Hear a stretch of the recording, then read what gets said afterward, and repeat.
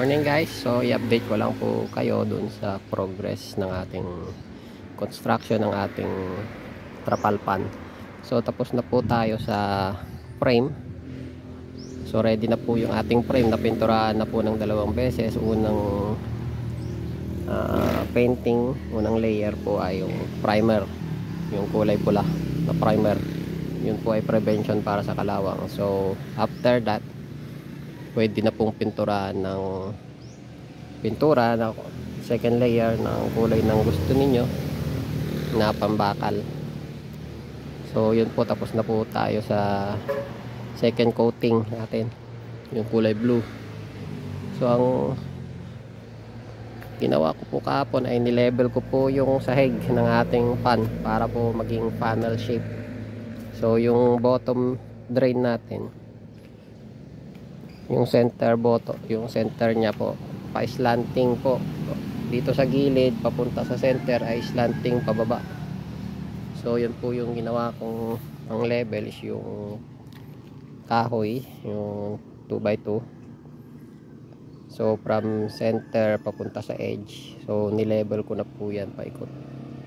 So habang inuusod mo yung tabla, makikita mo yung mga sobrang lupa, babawasan, dagdag dun sa mas malalim, dun sa naka uka pababa. So ganun po yung style natin. So bali hindi ko na po ito sisementuhin, ganyan na po siya, lupa na po para makatipid.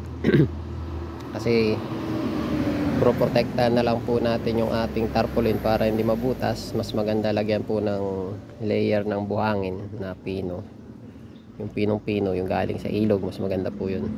O kaya yung lupa, kapag maghuhukay kayo ng lupa, mahuhukay nyo yung sa ilalim is iba na yung kulay, yung pinong lupa. Yun po yung pwedeng i-ano dito, mga 1 inch, para protektado po yung ating lona. O kaya po ay magdagdag na lang ng additional na lining para sa ilalim kung medyo may budget. Pero kung wala naman, pwede na po yung ipa, buhangin or lupa na additional layer pang protect sa ating tarpaulin sa pang ilalim. Pero dito po sa gilid, hindi na po tayo nagdadagdag ng makapal na lining para paprotekta, dahil in-insure na po natin ang ating metal frame, ang ating steel matting ay wala na pong matutulis na edges as doon sa pinakita ko dun sa last video.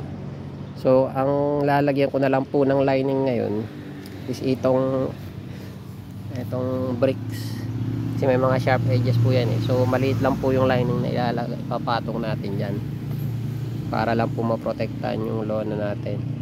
So yun po yung next step na gagawin ko. So eventually tuturuan ko rin po kayo sa pagkabit ng center drain, kung paano siya i-secure na hindi siya maglilik, para po yung drainage natin ay maganda. So yun po yung update natin ngayong araw. Salamat po sa panonood. God bless.